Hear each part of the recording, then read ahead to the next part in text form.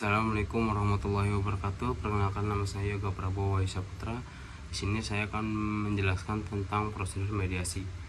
Prosedur mediasi dibagi menjadi 3, yaitu tahap pramediasi, tahap laksanakan mediasi, dan tahap akhir implementasi mediasi.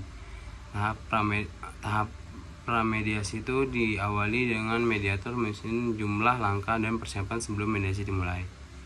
Yang kedua yaitu tahap pelaksanaan mediasi adalah tahap di mana para pihak bersengketa bertemu dan berunding dalam suatu forum dan suatu tempat.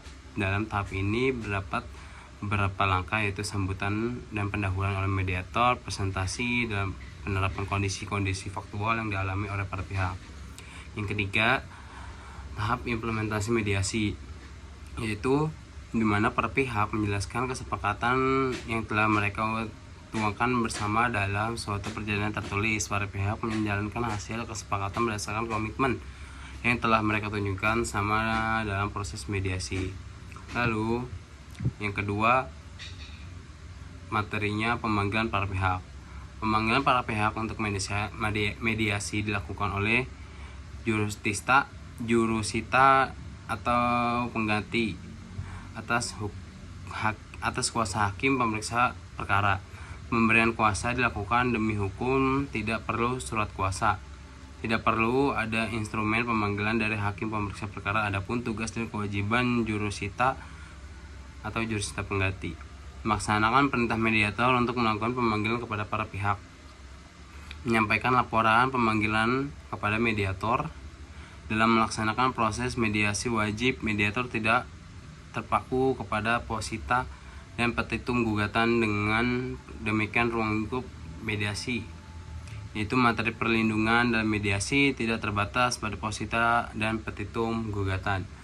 Untuk kesepakatan di luar posita dan petitum, penggugat merubah gugatan dan memasukkan kesepakatan tersebut dalam gugatan. Dalam proses mediasi, keterlibatan pihak luar juga dengan ketentuan sebagai berikut, yaitu atas kesepakatan para pihak, mediator dapat menghadirkan ahli tokoh masyarakat, tokoh agama, dan tokoh adat dalam proses mediasi. Para pihak dahulu sepakat tentang mengikat atau tidaknya penjelasan atau para ahli tokoh masyarakat, tokoh agama, dan tokoh adat tersebut.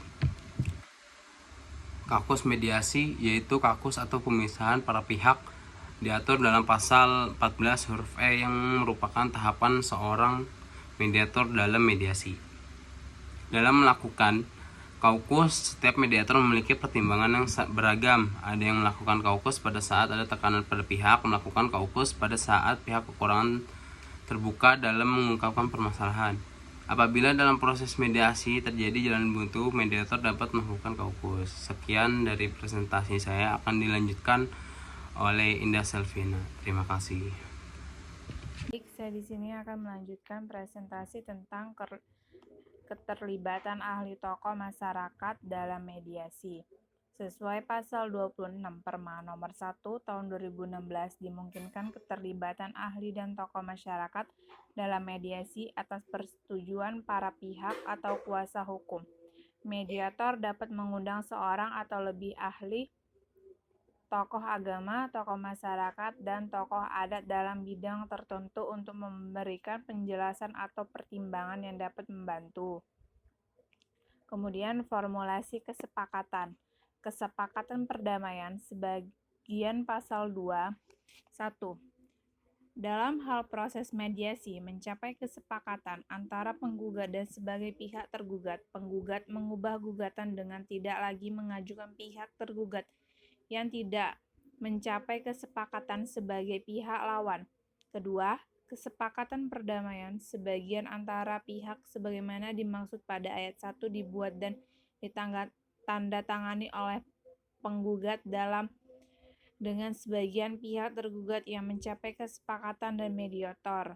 Ketiga, kesepakatan perdamaian sebagaimana dimaksud pada ayat 2 dapat dikuatkan dengan akta perdamaian sepanjang tidak menyangkut aset, harta, kekayaan, atau kepentingan pihak yang tidak mencapai kesepakatan dan memenuhi ketentuan pasal 27 ayat 2.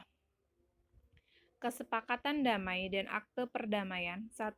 Dalam hal kesepakatan perdamaian diajukan untuk dikuatkan dalam bentuk akta perdamaian tidak memenuhi ketentuan sebagaimana dimaksud dalam pasal 27 ayat 2, hakim memeriksa perkara wajib memberikan petunjuk kepada para pihak tentang hal yang harus diperbaiki.